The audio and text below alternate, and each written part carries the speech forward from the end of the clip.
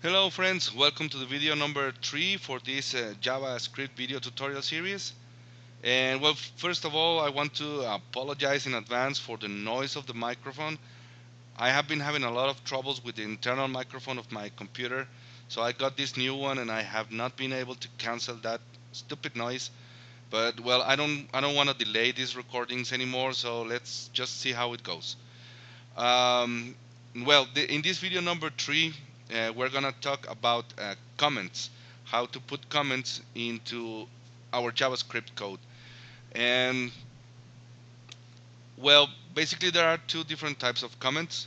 This is the first one that I would like to talk about. You just need to put two forward slashes, and then you will get a single line comment, right? As you can see, well, here I'm using the Notepad++, and I have already saved this file as an HTML.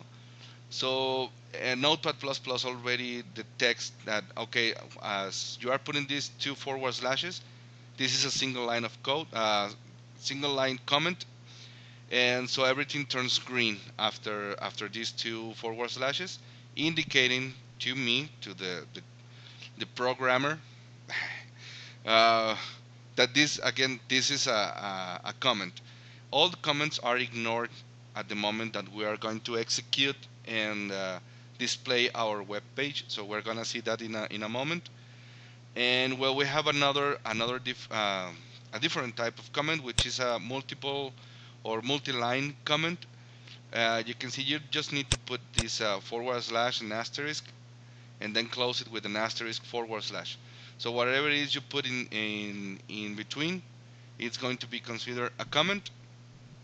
And well, you you will want to use this multi-line comment, especially when you want to document your program, or well, yeah, I mean your comment is going to be a little long, so you might want to go 2, 3, 4 lines, as many as you need to document what's going on. If your comment is going to be very specific for a line of code, and it's going to be a pretty short comment, then well, you just go ahead and use a single line comment. Now, one thing you can see, for example, here I have a variable, and I call this, I mean, I know that we have not talked about variables yet, but I mean, I guess this is pretty obvious, right? We have a variable, we're calling it x, and we are assigning the value of 7. And then my comment is, okay, this line declares the variable x and assign the value of 7. Um, this is considered in general a bad habit or a bad practice. So comments should be meaningful, and if this is pretty obvious, then if you comment or your comment states something that is very obvious, again, it's considered to be a bad practice. So make a good use of your comments. For example, probably this comment should be more about what is this x, this variable, what is representing, why I call it x. Um, a very I think important purpose for this is, imagine you already finished doing your web page, everything is working fine, so you use your web page for about a year, probably two, and then you gotta come back and give maintenance or change something, and then you arrive to this and you get like, what the heck is that X for? I have no idea, I don't remember. So again, make use of your comments, and probably here again, this X represents whatever it is doing on your code. So when you come back and see it, you can remember pretty easy. Now another thing, there is a saying that, well, imagine that somebody else is gonna give maintenance to your code. It's not gonna be maintained by you. So imagine that the person that is gonna be giving maintenance to your code, it's a psychopath killer that knows where you live. So make good use of your comments, put as many information as needed, so that they don't have to try to guess what it is what you were doing, and so they are be able to give maintenance to your code in case that somebody else is gonna be giving maintenance to your code. Um, Now, okay, this is the first purpose for the comments. Again, well, it's pretty obvious. Just comment my code, what is it doing, and so on.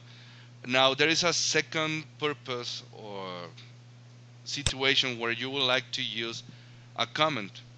Now, as I just said moments ago, the comments are ignored by the web browser when it is executing the code and displaying your web page.